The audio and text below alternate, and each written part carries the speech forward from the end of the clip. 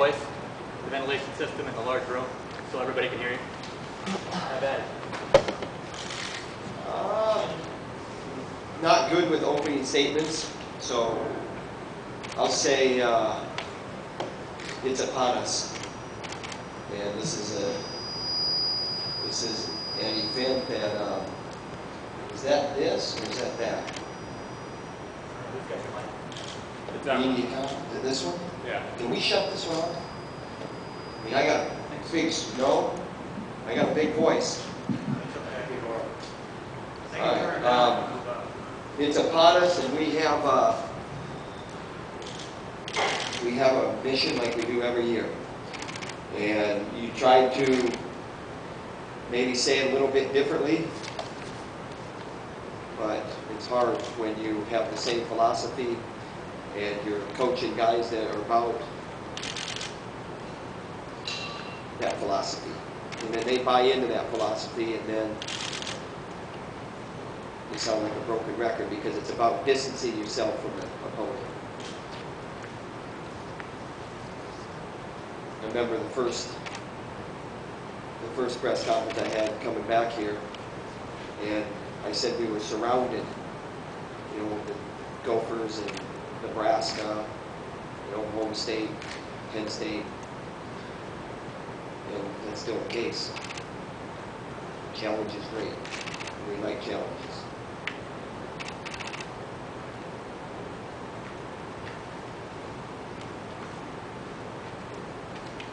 Questions? Bobby Telford, is he pushing Blake at all? Bob Telford is a motivated heavyweight. He is what you would expect young guys to come into the program as, motivated and hungry, and not worried about what's in front of them, but to stamp their name in that record book. He had a good freshman year with the age group championships in freestyle last spring. He had a good freshman year throughout the season in open tournaments, and had some good wins. And we got to keep him going now, and it adds depth to heavyweight. The other side of the coin is Blake Razing. He's not going to lay down. It's very healthy competition. We like both those guys. They're both capable. I think when you look at Blake Razing, I think what you think of is a guy who maybe thought that winning the Big Ten tournament was going to be very satisfying, and maybe a little bit of a letdown at the end of the year, and come to find out that going 3-2 in the national tournament, or 2-2, or whatever he went, with a Big Ten championship wasn't quite as fulfilling as maybe he thought. And now he's down to his last chance. So now let's go another Big Ten championship, and then add a high-level national accolade to his resume as well. So we like those two guys. What, 197? Tomas Lira is there. When you look at the wrestle-offs, he's the only guy in the bracket. He'll have a match on Saturday, and we'll figure that out as we go deeper into the wrestle-offs tomorrow and Friday. Who that opponent will be. I mean, these are all exhibitions anyway, and that'll be an exhibition of the exhibition, or an exhibition of the inner squad. Razing and Jabba weren't listed, or that precautionary with injuries, or just Razing? or excuse me, Crew. Carew, we'll see what we do with him. Precautionary, yes.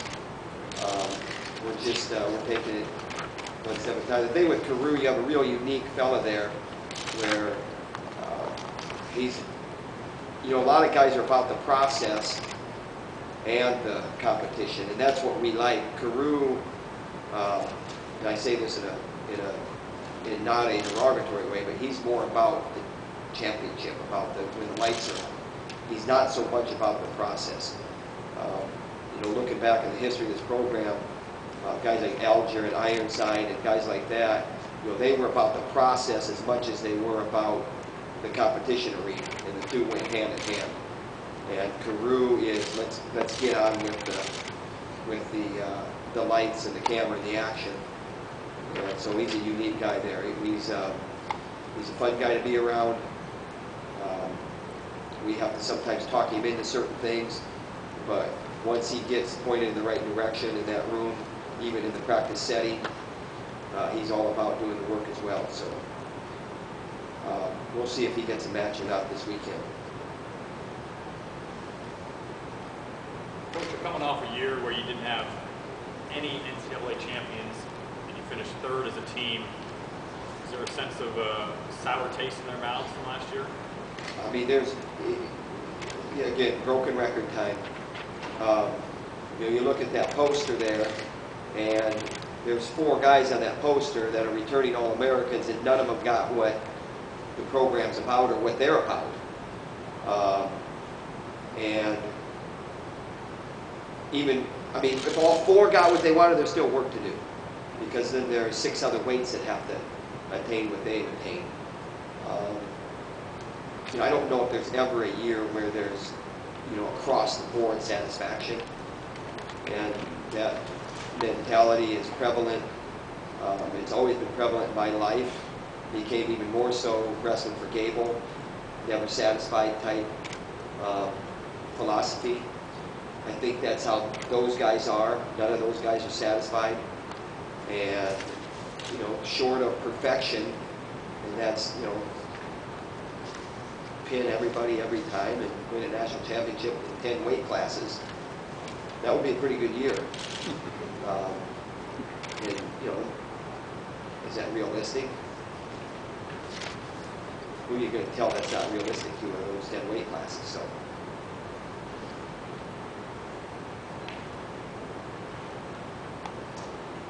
You have 8 returning weight classes and maybe 2, 3, 4 potential freshmen cracking into the lineup there.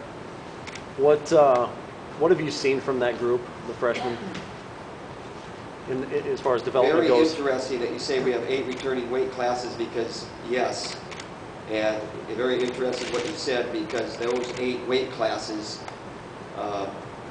plus the 2 that we don't return, there's going to be more than 2 new faces in there. And I'm not saying that it's going to be that way the whole year. I'm saying that you're going to see where these guys are going to get a chance. Unless those 8 returning starters just grab the bull by the horns and just catch fire and go. And we got a lot of work to do in order for that to happen. I say that to challenge them, to get them going. I also say that because we have some things beyond our control right now as well with some of our returners. When I think of what has to happen in this team, you see some high-powered individuals on that poster where the lowest place that we had was 4th on that poster, returning All-Americans. But there's 6 guys that have to raise themselves to that level and beyond. And so it's not what you have in the stable. It's not that you're 8 points ahead in the ranking, which came out yesterday or the day before. I was educated yesterday on that. It's about what we got to do with a guy like Ramos. He was a top 12 last year, big deal to him. Ethan Lofthouse. It's going to hinge on guys like that are veterans now, and it's time to grow up, and it's time to take ownership in the program to where you're not just 10% of that equation. You're just a weight class or a starter. And that mentality is dangerous, because when you think that you're going to graduate into success because of graduation ahead of you, meaning I'm a freshman, now I moved up a couple spots because guys graduated, that's when you get in trouble, because you've got to remember there's guys coming underneath you that are motivated to rip your head off. And I have to have an imagination that I got to be moving this way and beating everybody around me. It's not just moving this way with graduation or attrition, meaning, Tony Ramos is 4th ranked, is that right? Is that what I've seen? 2? Well, that's news to me there, so you keep educating me. But to me, that's just a returning guy that fits into that's what I said yesterday to Scott Casper. It just fits into the chronological order or the pecking order. It doesn't mean anything until he beats everybody below him and everybody above him, and then he has really what he wants. That's a rambling, bumbling statement to answer a question, but if you follow what I'm saying, there's a lot of truth to it.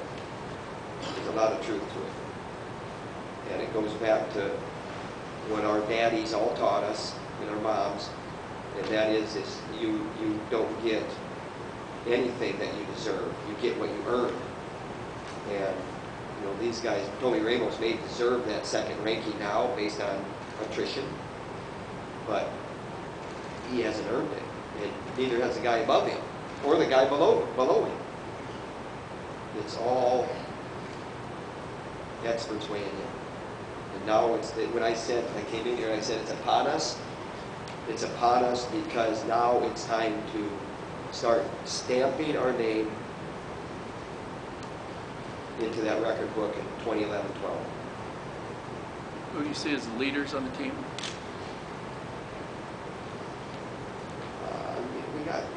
We probably could use a little bit more in that area.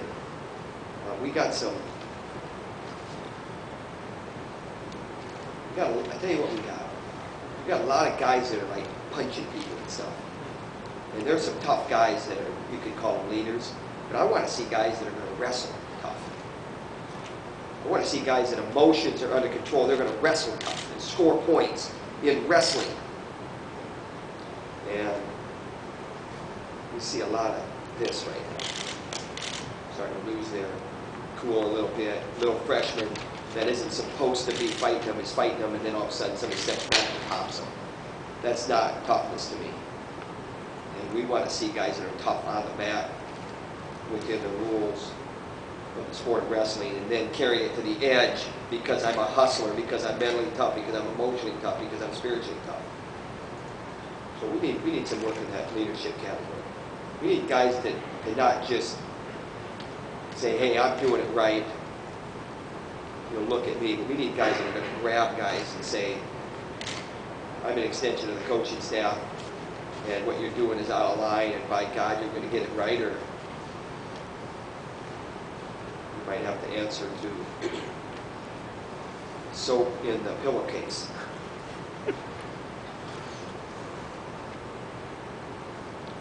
Coach, you got several guys from the Quad City area. How do they kind of fit into the room this year? We like them.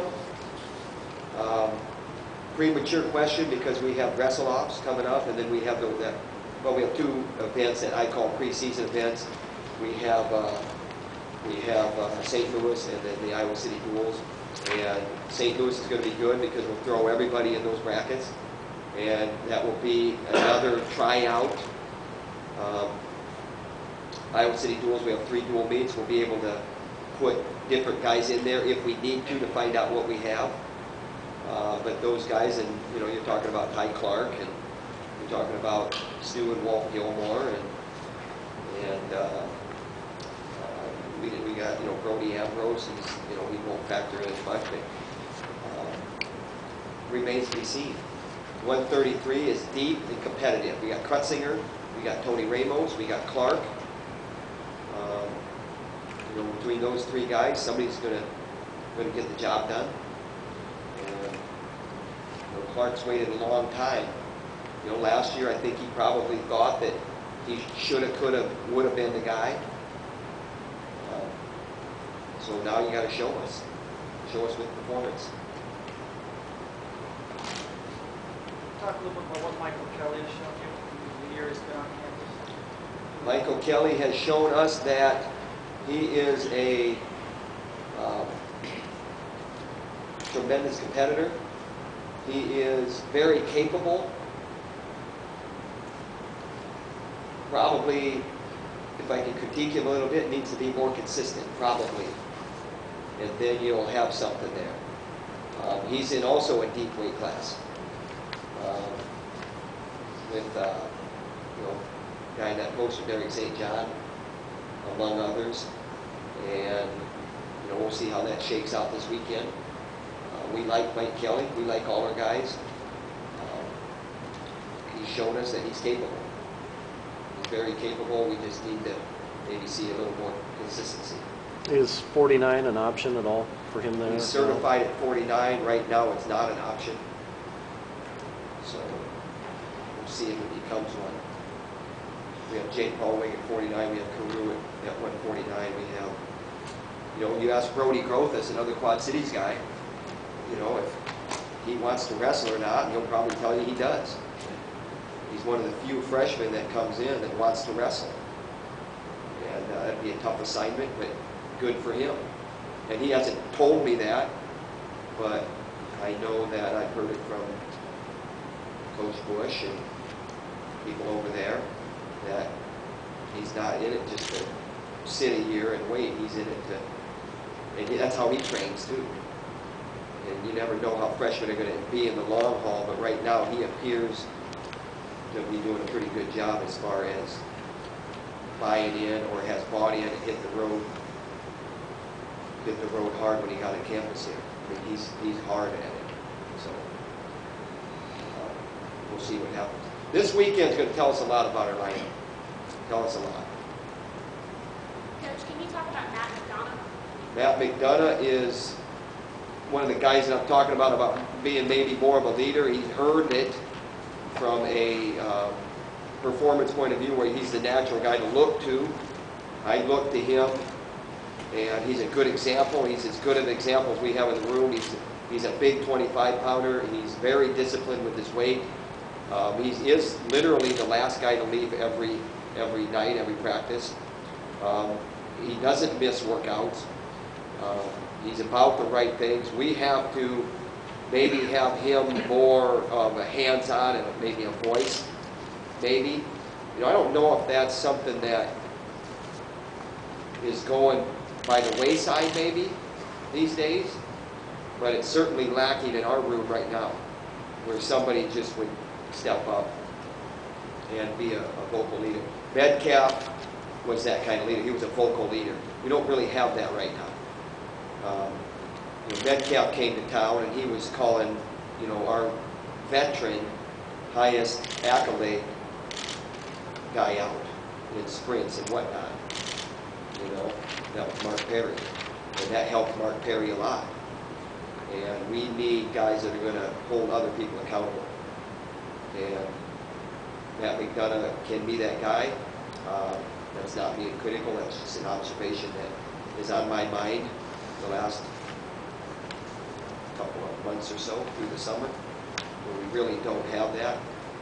And I know our coaching staff is not concerned with that, but we're looking for that. We're always looking for that. We need to see that. But we love him. I kissed him on the forehead the other day. Does having the trials here in Iowa City affect the attitude in the room, the excitement, guys coming back, things like that? Let me tell you something about the trials. The trials are in April, and we have 3 guys qualified, and 2 of those guys' weight classes aren't even qualified for the Olympic Games. You talk about a lot of work to do. We got a lot of work to do. You know, Metcalf and Zadig are both qualified for the trials, but their weight classes aren't qualified for the Olympic Games. They might not even be wrestling in the trials. If that first, well, the first event was the World Championships. So the phase 2 would be the Pan Ams in, is it February? We got to get that weight class qualified. And then we could start talking about the trials with those guys. The only guy in our club is Lloyd Rogers that's qualified. Phil Kenny's not qualified. Dan Dennis isn't qualified. Luke Lofthouse isn't qualified. Kirk Backus isn't qualified. And so there's a lot of work to do. They're going to New York AC this weekend. It's another big event. We had 1 guy who's a runner-up in Sunkist. We had 1 guy out of 5 that placed. So the challenge is great there as well. But do we think about that every day? No, I think it's just it's something that, you know, guys are going to be, you know, involved in when April comes around, and right now that's what they're gearing for. They're gearing for trials and beyond London 2012. Can you talk about 165? What do you see on the contenders? Bracket for this weekend is Evans and Moore and Walt Gilmore. Anything can happen there. We'll see what happens. We like all 3 of those guys. What has Mike shown you in recent weeks, months? Mike Evans. Yeah. Weight control, serious, no discussion about what weight class he was going. No discussion. Didn't come in and say, Coach, can I talk to you? Just did it. That's what we like. That's called ownership. That's what I'm accustomed to, especially in this sport. When there's conversations going on, that means that the parties are trying to figure each other out, figure out what role is best for that particular athlete. And that never happened. He made up his mind. You know, we have, you know, some things out of our control at 184, and, you know, I thought maybe he might end up there. But there was no discussion. If he takes on Ethan Lofthouse at 74, I'm not surprised there either. He made up his mind to go 65. All of a sudden, I noticed what day he's on the scale. He weighed out. He was in the high 60s, low 70s, weighing out consistently. You know, 65 pounds. So good for him. He's like Montel, Marion. A lot of growth. A lot of growth there. I'm proud of a lot of our guys because there's some things behind the scenes where they've had to deal with some demons where, you know, I'm not sure other programs they'd still be around. And not because of we're better necessarily, but because of the sport we have with Fred Mims, you know, Gary Barta, etc. You know, and we work through problems and we find a solution and then work hard to keep our guys around. And, you know, Mike Evans is one of those guys that, you know, he's come, you know, it's tough. And he's a tough kid. But things weren't clicking and jiving for him, and now, you know, you take ownership all of a sudden, and he's grown. He grew a lot from about February on. And it was like rocket fire progression. How gratifying is those two particular instances to you as a coach? And I know I listened to a lot of your interviews. I know in the past we talked about, even though there's a year to go, Montel, Marion, it's still a process, but most recently came out with, there was an outstanding article on him. And talk a little bit about that. I mean, from a coaching perspective, how gratifying is that? Well, I just said I'm proud, and, you know, I don't know how many coaches say that they're proud of their guys. So that says a lot. It's gratifying, but you work hard, and that's what we do. And our coaching staff, and it goes deep. It goes into the, you know, goes into Kim Klein, our secretary. It goes to Luke Eustace. It goes to Jesse Donworth, our trainer. Fred Mims, my immediate boss.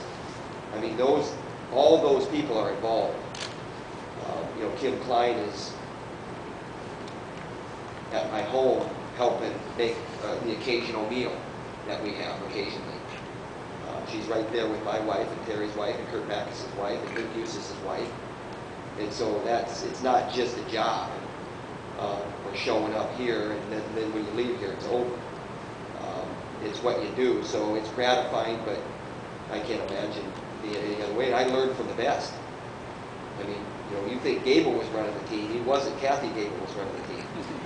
So, you know, we learned from the best, and that culture continues. You've got 2 or 3 seniors on this roster, Kretzinger, Wagner, Ambrose. They've stuck around. Can you talk about the importance of having guys stick around 4 or 5 years, maybe not have been in the spotlight a whole lot, but how important they are to your process? It's important, especially in Blake Brazing is another guy where you're proud of him. I mean, he was at rock bottom at one time, actually left the team. I mean, he left the team. I don't know how many people know that. You know, getting him back was a big step in his life. I know his parents, you know, knew that the best thing to do was to keep him in it. And so now you're talking about another level there. You have great support from the parents, but, you know, and I kind of was critical on him earlier. I was. And all I'm saying with how he was content was, Blake Brazing, look at yourself. You have unbelievable capability to be the champion, not just the Big Ten champion, but the national champion. And so let's march with that in mind. Very gratifying, though. And these guys, you know, Vinny Wagner's in medical school. I don't know how many Division I wrestlers have competed while they're in medical school. I don't know if there's an All-American in the history of college wrestling. I would be real interested in that trivia. Or a national champion. I'm pretty sure that's a little easier to answer. And Vinny Wagner is, he came in maybe thinking 97, he was certified at 84, but now he's going down to 84, and he's in medical school. And you talk to him on the phone and you're jockeying your schedule, not once have I heard him sigh. Or there was a pause, and coach, you're asking a lot of me. It's always upbeat, and you'll get that when you talk to him downstairs. You'll get that. If he's here, I don't know what today's Wednesday. You know, I don't know what his schedule is today. But, you know, you get that sense. So, and then Krutzinger, a couple knee issues, learned to be a smarter wrestler, done a good job. He factors in at 133. Scrappy. He's scrappier this early season than he's ever been. He's always been capable. He's a very balanced man with academics as well. So sometimes you wonder if his priorities are the same as mine, which is probably won't help me if they aren't the same as mine. But he's shown this preseason for sure and through the summer that his priorities, later in the summer for sure, that his priorities are in line with the program. And maybe it's because it's his last shot. He's going to do very well. And Ty Clark, another senior, you didn't mention him, but he's had a long road. He wrestled as a true freshman at Iowa State, right? That's tough. That's tough to do. And I'm not sure that was as fulfilling as an experience for him as maybe he thought. So, and now he's at his last chance. So, a lot of maybe extra effort coming out of those guys just because it is their last chance. So, good stuff there. Got time for one more? Coach, did you see any lingering effects from McDonough after his loss in the championship? It was just because of the guy he wrestled, it was all over TV, all over the country.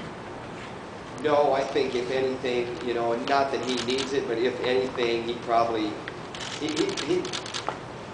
I don't know if he makes fun of himself or what. It's kind of like he'll laugh about it. Not really laugh, but I got to be careful how I say this, but he's laughing like,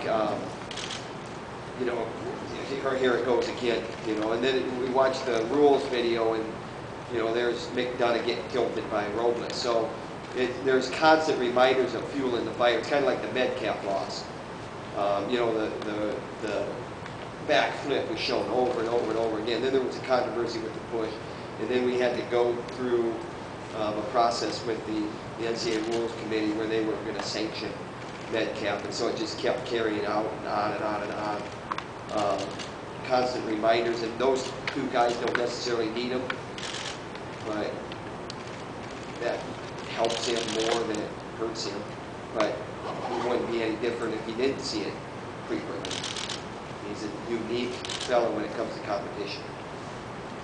And like I said earlier, he's the most dedicated fellow I've coached in a long, long time.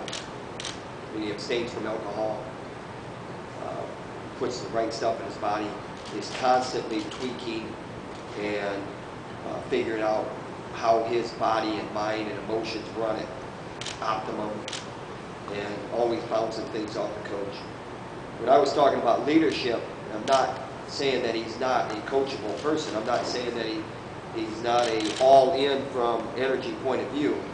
I'm talking about that he could be more, and that's the only thing I would say to him, and I have said it to him, is you could be a little bit more hands-on. And he's a junior now.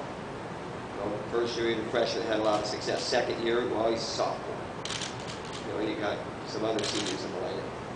Lofthouse, and maybe was our seniority leader last year. Jansen, etc. But now he's a true veteran, even though he was a veteran last year. So, appreciate it. Our guys will be available, right? Yep. Second floor, Dan Gable.